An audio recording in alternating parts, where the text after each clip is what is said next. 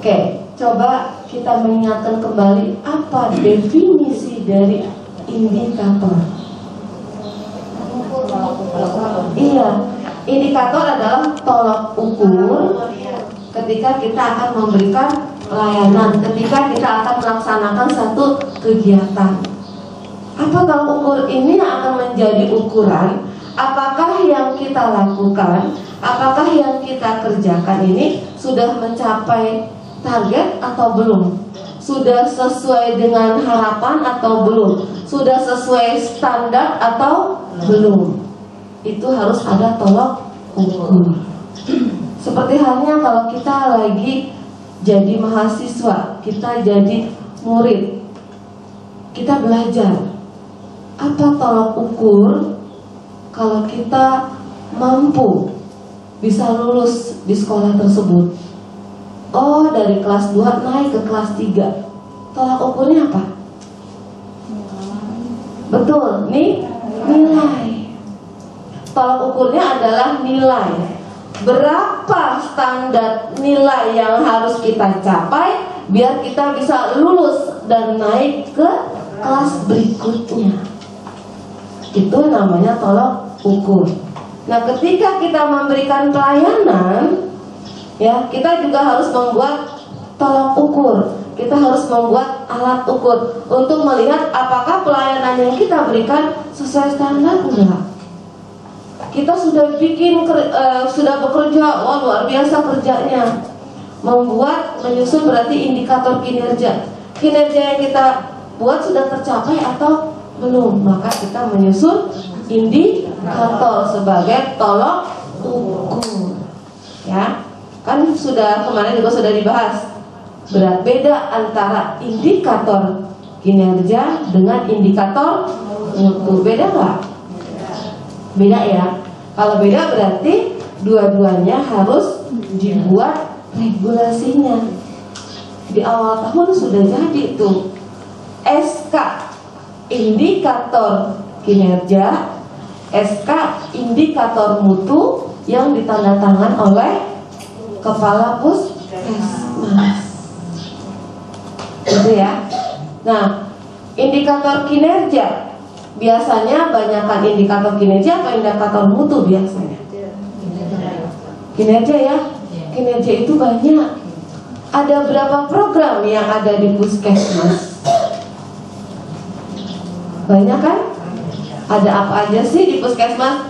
Ada yang berhubungan dengan admin kan? Kemudian ada UKM, ada UKPP.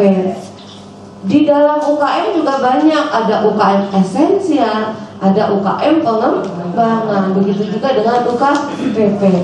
Di mana semua program-program tersebut, di mana semua bidang-bidang tersebut memiliki indikator kinerjanya masing-masing. Ya, nah itu harus dibuat. Gitu ya. Nah, kemudian setelah itu bagaimana kita tingkatkan mutu di Puskesmas? Kita menentukan indikator mutu. Nah, itu bicara tentang bagaimana kita bisa meningkatkan pelayanan yang bermutu di Puskesmas. Ya. Nah, bicara tentang peningkatan mutu di Puskesmas, kita sudah berproses ya dari 2015. Dari 2015 sudah ada metode, sudah ada mekanisme untuk menilai, untuk melihat bagaimana pelayanan yang kita lakukan di Puskesmas, yaitu melalui proses akreditasi. Ya, proses akreditasi adalah apa itu akreditasi? Ini semua sudah terakreditasi Puskesmasnya ya? Sudah. Yang udah ada yang re atau belum? Apa semuanya baru akreditasi? Belum ada yang re-akre ya? Belum ya, berarti ini baru mau re-akre yang pertama ya. Oke, apa itu akreditasi? Apa itu akreditasi? Puskesmas saya sudah terakreditasi. Nah, apa hasil akreditasinya? Misalkan apa di sini? Madya, wah sudah terpampang hasil akreditasi Madya di Puskesmas ini, gitu ya.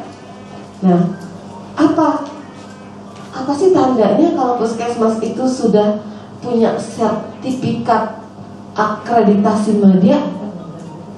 Apa tandanya? Maksudnya apa sih intinya? Ya, oh puskesmas itu sudah loh, gitu. Apa kira-kira? Ya, sudah sesuai standar. ya berarti puskesmas tersebut ketika memberikan pelayanan sudah sesuai dengan standar, ya. Tapi sesuai standarnya ada di mana gitu ya posisinya, ya, yaitu ada di madya. Wah, berarti kalau di madya sudah yang paling tinggi atau belum? Belum. Berarti masih harus ada yang ditingkatkan. Ya. Jadi akreditasi itu adalah suatu pengakuan bahwa kita sudah melakukan kegiatan itu sesuai standar di level yang keberapa, begitu ya.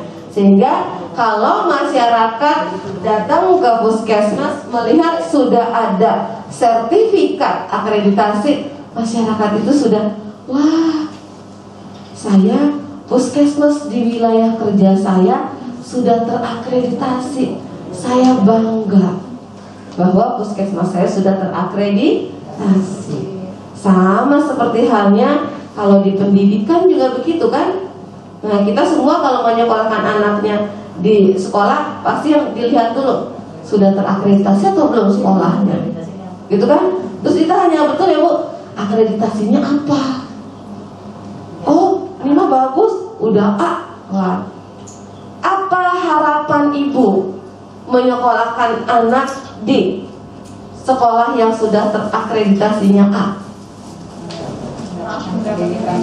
Iya, harapannya di sana berarti pendidikannya lebih bagus, guru-gurunya, sarananya, ini. Sama nggak masyarakat juga ketika tahu ini akreditasi sudah terakreditasi di level mana? Sama nggak? Sama.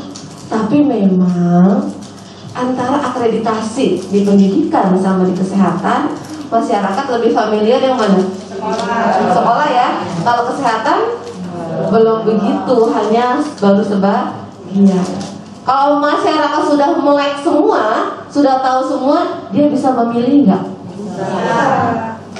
Maka kalau masyarakat sudah mulai memelek, sudah mulai bisa memilih, maka kita dituntut untuk bisa memberikan pelayanan yang paripurna. Bukan hanya hasil akreditasi paripurna, yaitu kalau akreditasi paripurna berarti kita memberikan pelayanan juga yang paripurna. Nah, bicara tentang akreditasi, kita semua sudah puskesmasnya sudah terakreditasi semua nih, ya kan? Harusnya akreditasi kapan? Kalau kita nggak lihat dari COVID, harusnya kapan? 2020. Empat-empatnya 2020? 2021. Ada yang 2021. Oh, ada yang 2020, ada yang 2021. Oke. 2001, ada yang 2000, ada yang 2001 ya. Saya mau tanya nih, sudah persiapannya sejauh mana untuk reakreditasi? Maaf senyum ya dok. Berbangun. Sudah sejauh mana? Mimpi kemarin. Belum mimpi kemarin. Mimpi apa? Mimpi COVID pergi. Mimpi COVID pergi. Mudah-mudahan memang benar udah pergi ya. COVID pergi ada ya. Yang lain ya. Aduh, aduh. Oke, ya. Sudah persiapan apa yang kita lakukan untuk menghadapi reakreditasi? Orang-orangnya dibalik-balikin lagi Bu. Orang-orangnya dibalik-balikin lagi. Pada pindah ya? Enggak, maksudnya kan karena COVID ini jadi udah nggak ingat lagi ini tadinya sebagian apa, sekarang diiniin lagi. Mulai dipetain lagi ya. Oke, terus apa lagi? Dan kesehatan Dokumennya dikumpulin lagi. Emang kemarin kemana dokumennya?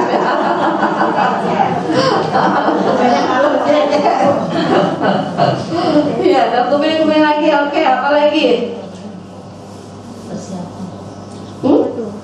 Tadi ada bisik-bisik persiapan.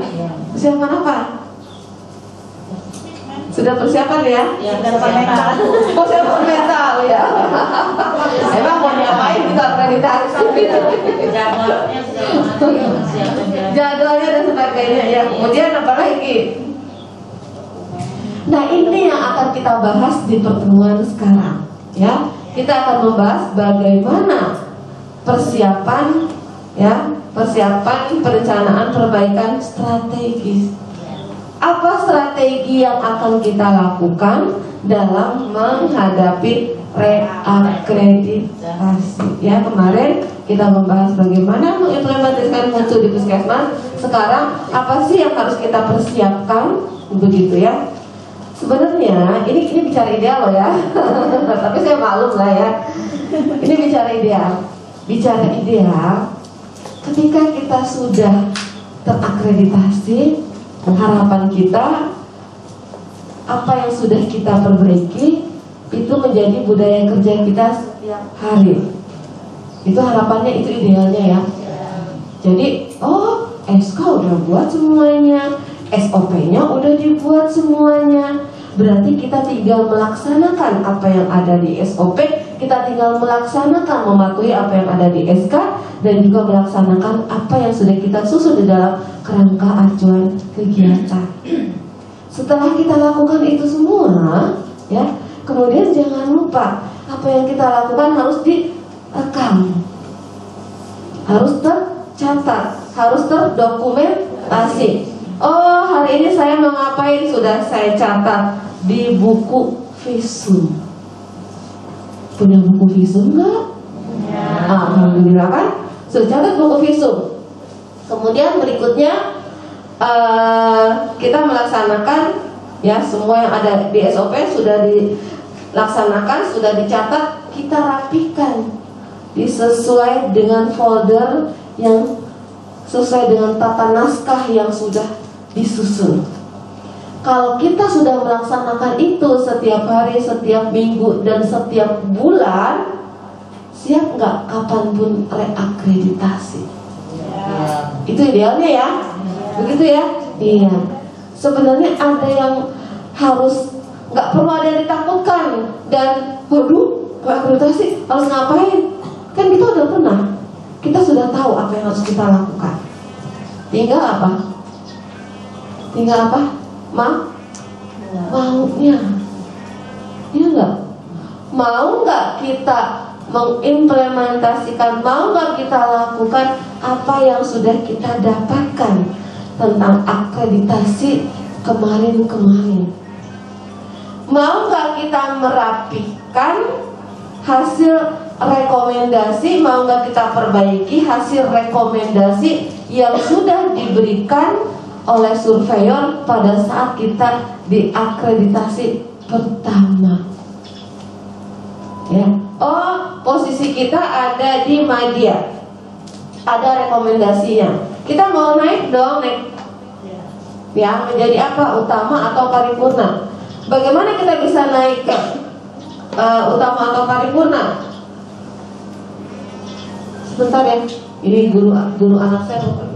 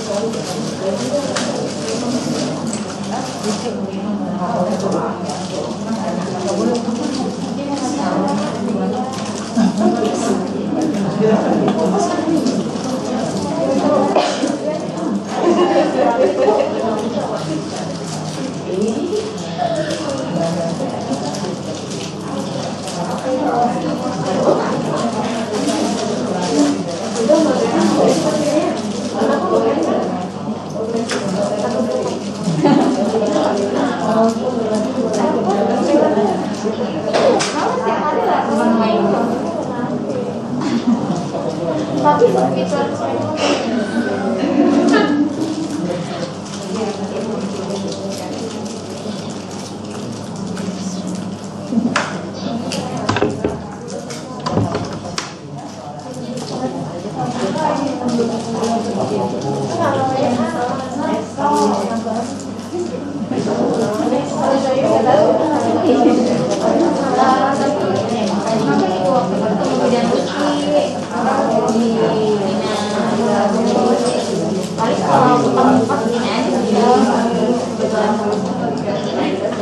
Mana nih, balik mana dulu? Kan tarik dulu di sebelah.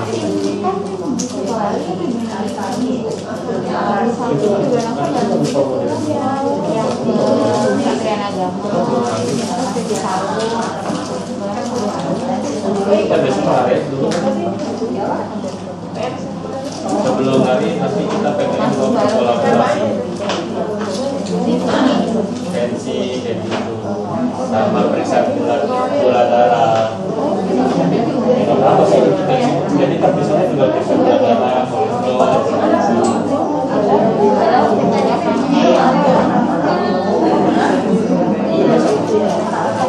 darah.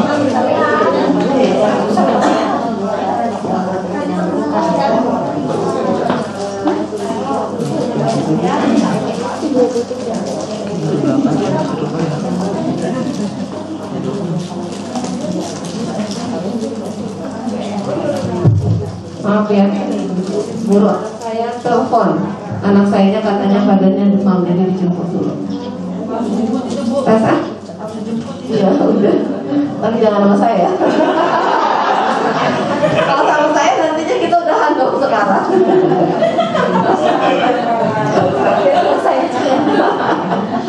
Saya sih pengen aja langsung pulang ya, tapi karena rasa sayang saya sama yang ada di sini, saya jadi nggak pengen cepat-cepat pulang gitu. Ada yang jemput, harus ada yang jemput dari sana. Benar, rasa. Ya udah guys, ikut. Kembali lagi, bukan ke laptop ya.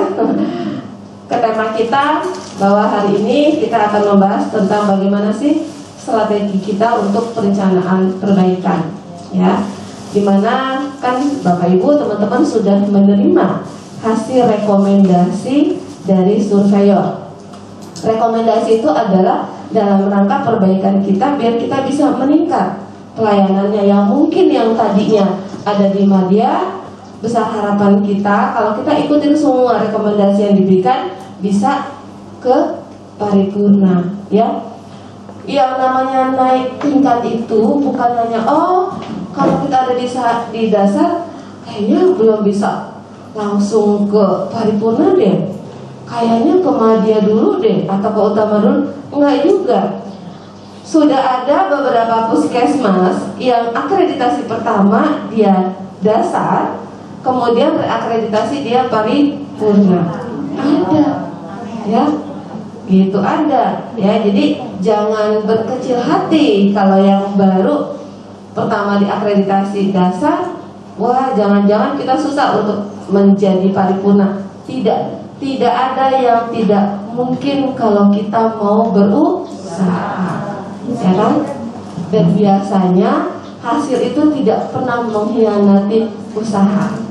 Dan kalau kita usahanya betul-betul, insya Allah sini juga akan baik. Ya, untuk itu maka diperlukan apa strategi yang harus kita lakukan dalam rangka meningkatkan mutu kita. Ya, yang pertama adalah ini kita lihat dulu, ya, bagaimana kita untuk upaya mendapatkan sertifikat akreditasi ya tadi ya. Kita harus memberikan pelayanan, memberikan kegiatan sesuai dengan standar, ya. Kemudian kita bisa menjaga dan meningkatkan mutu. Kalau kita sudah dapat sertifikat ini, maka ini menjadi pedoman. Jangan sampai masyarakat datang ke tempat kita, harapannya kita datang ke puskesmas yang sudah terakreditasi, apalagi akreditasinya utama, wah pasti saya akan mendapatkan layanan ini.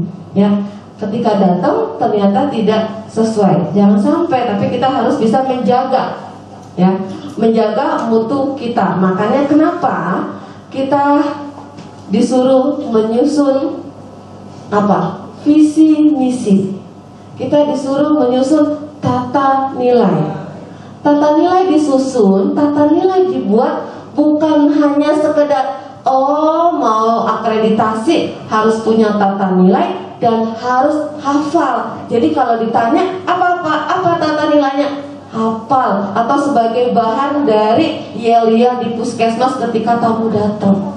Bukan hanya sekedar itu fungsi adanya tata nilai. Tapi tata nilai itu adalah sebagai panduan kita ketika kita nanti akan memberikan pelayanan. Setiap hari kita memberikan pelayanan, maka kita sudah punya, ya, sudah punya nih. Patokan ketika kita memberikan pelayanan, kita harus melakukan kegiatan memberikan pelayanan itu sesuai dengan tata nilai yang sudah kita susun. Misalkan tata nilainya ramah, tata nilainya terampil, tata nilainya profesional. Dan itu harus menjadi budaya kita ketika kita memberikan pelayanan di puskesmas kita. Di puskesmas itu ramah-ramah loh, petugasnya luar biasa, profesional bekerjanya. Pantas aja, lihat tata nilainya gitu ya. Ini ya, itu gak ada tata nilai nempel di sini nih. Ada, ya. Masih ingat nggak tata nilainya? Ingat ya. Kalau itu menjadi budaya kerja setiap hari, pasti ingat. Ya, oke.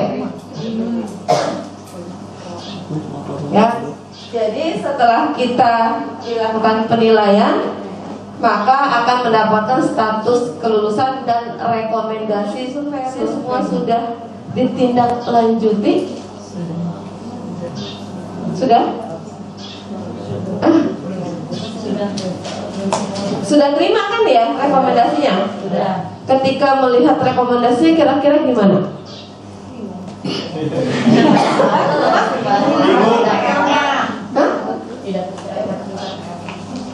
Tidak percaya banyak banget. Gimana?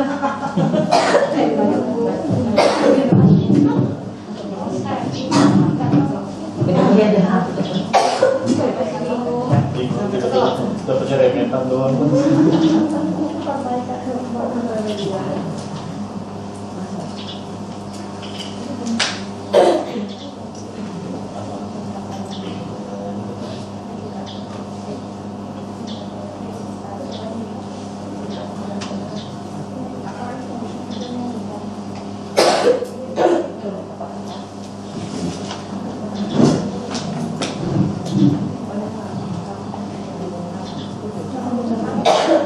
Gimana rekomendasinya? Sudah ditindaklanjuti belum? Belum ya? Untuk kita tahu apakah rekomendasi yang diberikan itu sudah kita tindaklanjuti atau belum, kita harus bikin ini. Jadi tolong tindaklanjuti rekomendasi dari surveyor. Ya. Kemudian bagaimana kita bisa mencapai dan mempertahankan perbaikannya, ya? Bagaimana mengimplementasikan program PMKP? Apa PMKP? Apa PMKP? Ya, betul. Apa? Iya, peningkatan mutu dan keselamatan pasien. Kemudian bagaimana kita mengimplementasikan menjadi 5R? 5R itu apa? Rapi, resik, ya, dan sebagainya. Boleh minta air lagi enggak?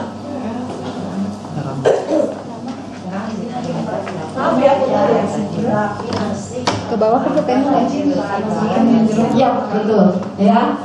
Kemudian bagaimana kita mengimplementasikan PDSA? Ya. Iya, PDSA. Kemarin sudah belajar ya PDSA ya? Apa PDSA?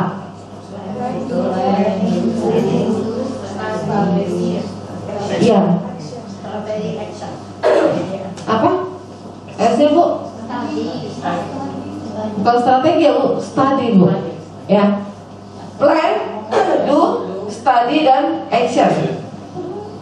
Bapak Ibu teman-teman, kalau kita melakukan semua pelayanan, semua program atau kegiatan yang ada di Puskesmas dengan pendekatan PDSA, ya, insya Allah mutu akan terjaga.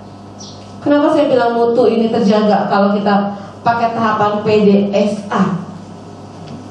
Karena implementasi tata kelola mutu di Puskesmas itu ruhnya ada di PDSA. Plan, do, check, dan action.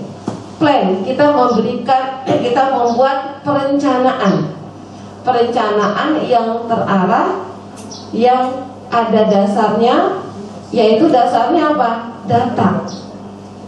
Ya, hasil analisis perencanaannya itu. Data, hasil analisis, kemudian perencanaannya itu harus sesuai dengan, ketika kita membuat perencanaan harus sesuai dengan apa? Membuat perencanaan sesuai dengan permasalahan yang ada. Kemudian ya, anggaran pasti tentunya ya.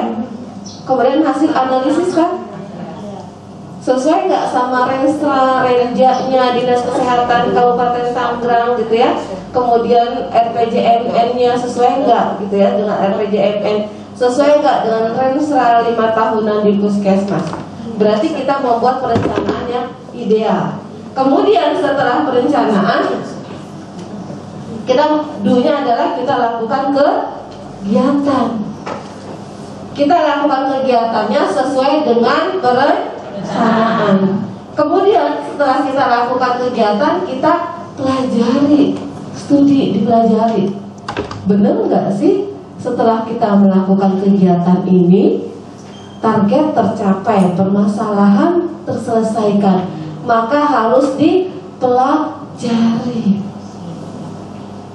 Studi itu. Kemudian actionnya adalah kalau memang hasil dari dipelajari itu, oh iya betul bisa meningkatkan target, bisa menyelesaikan kegiatan, maka actionnya adalah kita lakukan, kita standarkan perencanaan tersebut ya di daerah-daerah wilayah kerja kita yang lain. Tapi kalau nggak berhasil, maka kita lakukan rencana perbaikan yang lain. Kita membuat inovasi yang lain. Coba kalau semua kegiatan kita lakukan dengan pendekatan PDSA, target-target kinerja, target-target mutu tercapai nggak kira-kira? Tercapai, karena menuntut kita bekerja untuk apa? Perbaikan. Lakukan kegiatan dengan yang bermutu. Ya, ini. Maka tadi ya harus kita lakukan ini. Kemudian ya kita buat perencanaan yang menyusun PPS paling lambat 1 bulan setelah menerima rekomendasi. Rekomendasi udah lama diterimanya ya. Sudah bikin PPS atau belum? Sudah bikin PPS belum? Sudah ya? Belum semua. Nah, untuk itu maka buat milestone, tahapan perbaikannya. Jangan lupa apa, saya minum dulu ya.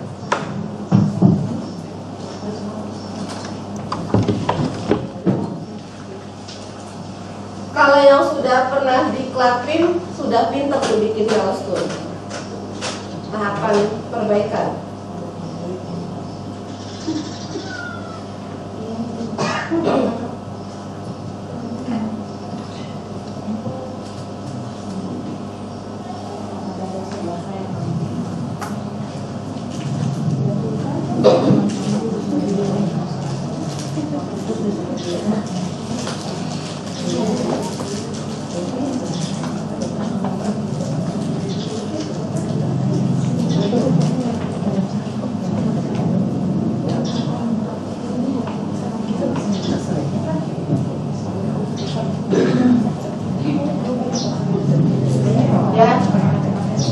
Ya, ini idealnya ya. Jadi idealnya setelah 1 bulan kita menerima rekomendasi, itu harus kita membuat perencanaan perbaikan strategis.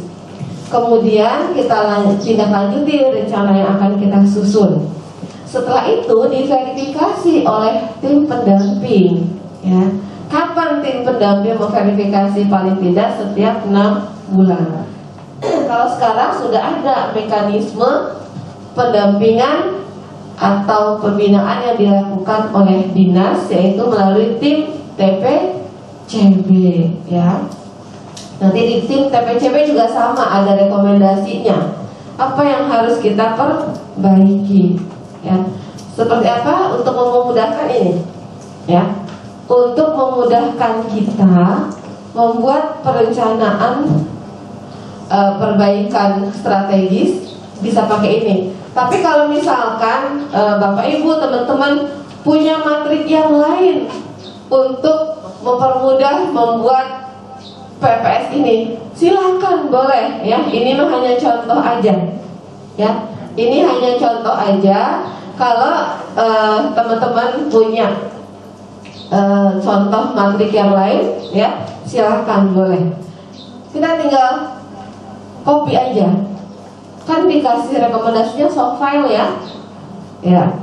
Tinggal di copy, kemudian bagaimana langkah kita untuk memenuhi EP-nya. Setelah itu kira-kira metode perbaikannya seperti apa? Indikator pencapaiannya bagaimana? Waktunya kapan? Karena kita kalau kita tidak cantumkan waktu, kadang-kadang kita tarsuk. Bentar besok aja lah, tanggung.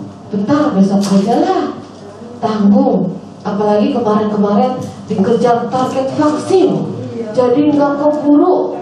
Ya, sekarang udah nggak ada target, nggak dikejar target vaksin lagi ya? Oh masih? Dikirain udah enggak? Booster masih ya? Oke, ya. Nah makanya dikasih waktu. Oh, untuk EP ini kira-kira 1 minggu kah, gitu ya, atau 2 minggu kah? Kenapa kita kasih waktu? Biar kita mudah untuk mengevaluasi. Oh, ini seminggu ini udah belum? Oh, kalau belum, oh kenapa? Gitu kan ya? Saat ini yang sudah melakukan PPS sudah berapa persen selesai? Tuh udah ada yang buat, ya.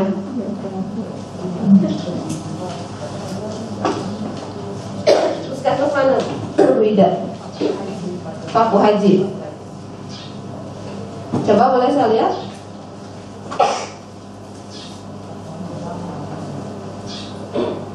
Nah ini udah ada nih. Ini udah ada, ya. Berarti tinggal direkap EP mana yang belum selesai. Terus kenapa belum selesai? Cari dulu permasalahannya biar kita mudah untuk menyelesaikannya, gitu ya. Udah berapa persen tidak?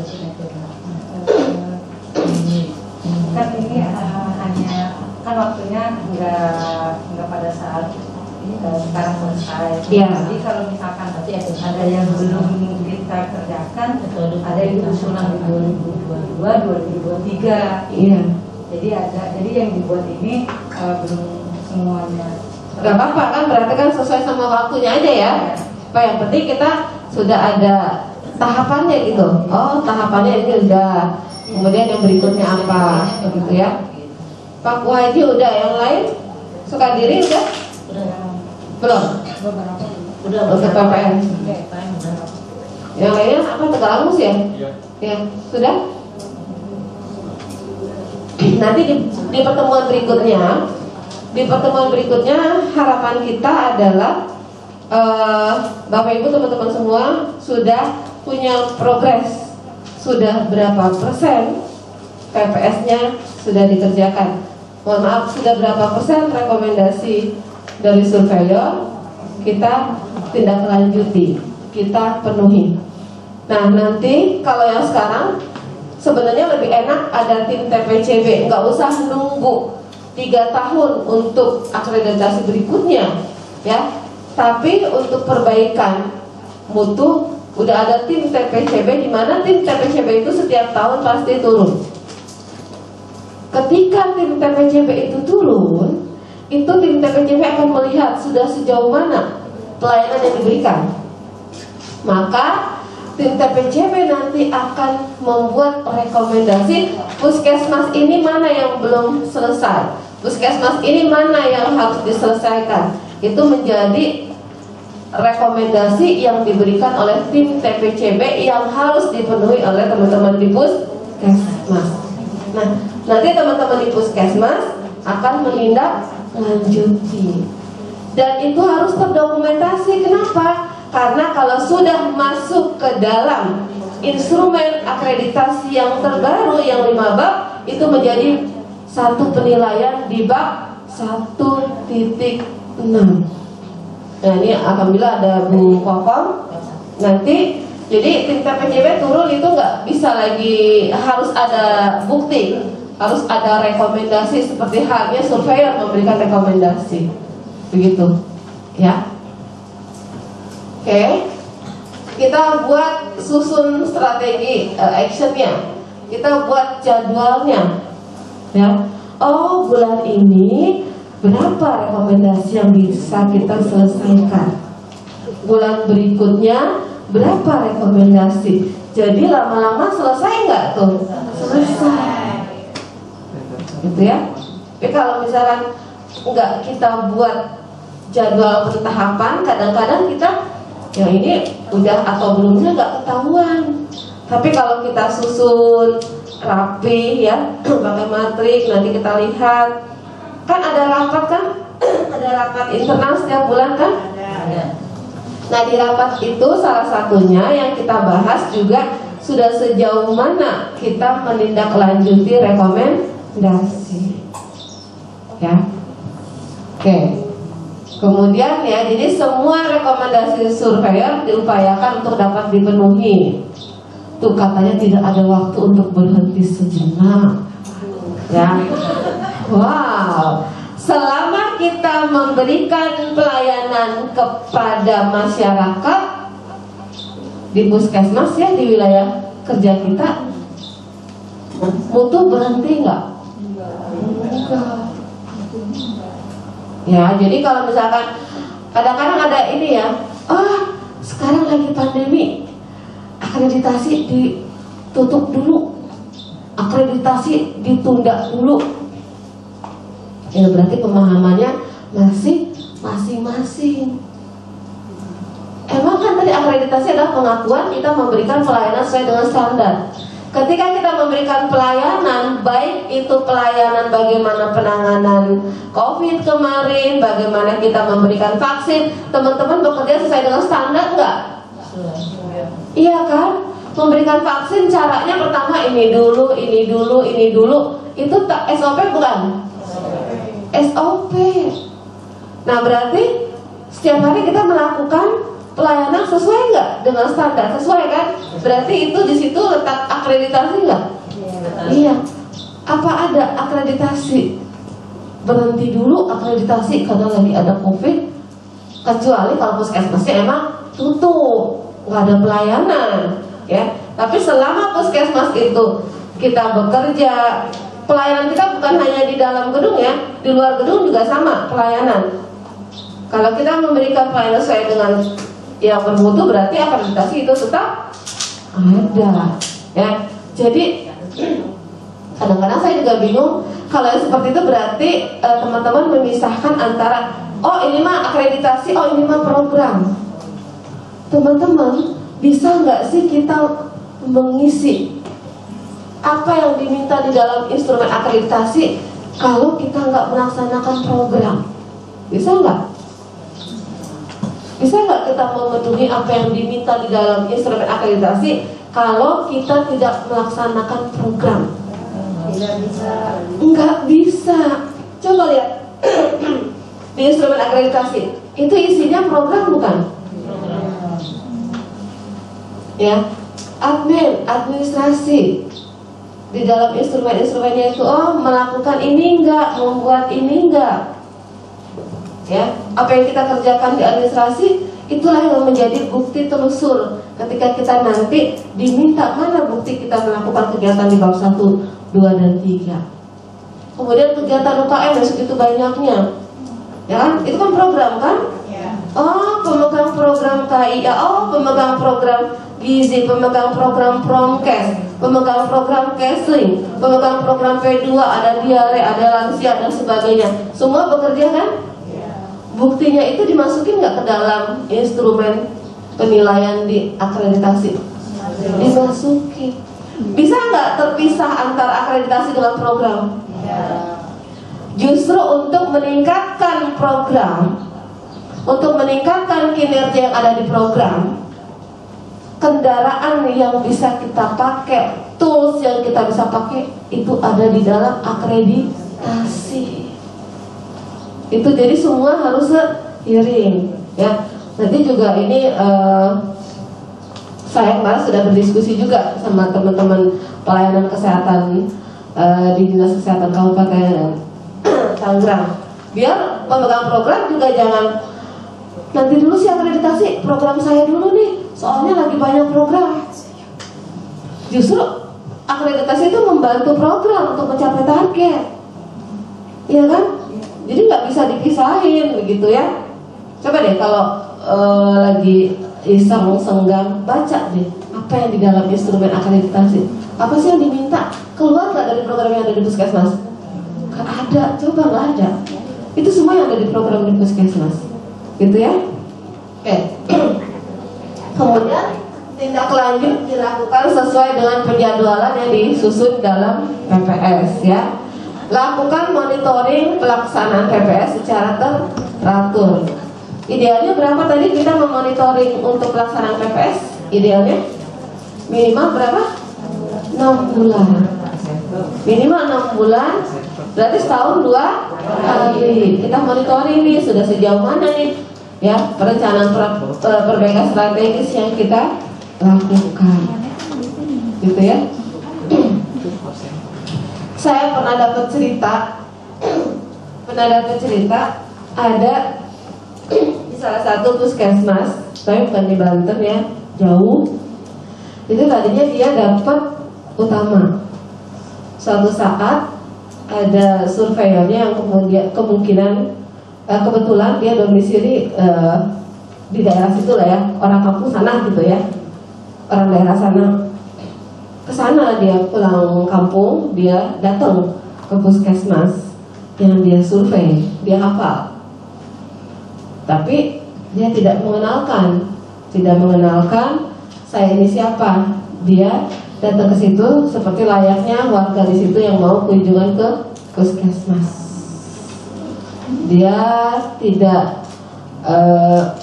ya ketika datang ke situ nggak buru-buru dilayani, tidak ditanya, kemudian dia tunggu sampai selesai, gitu ya, sekitar jam 12-an selesai pelayanan. Setelah itu apa yang terjadi?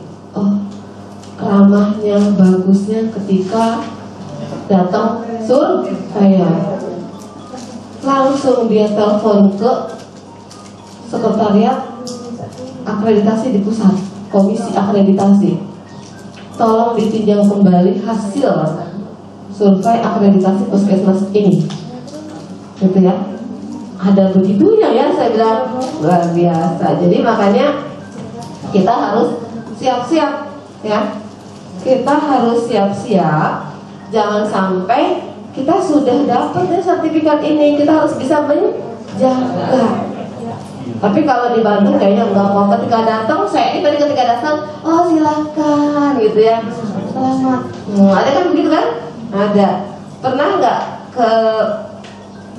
Gak apa-apa lah ya, saya cerita aja, ini kan buat pembelajaran.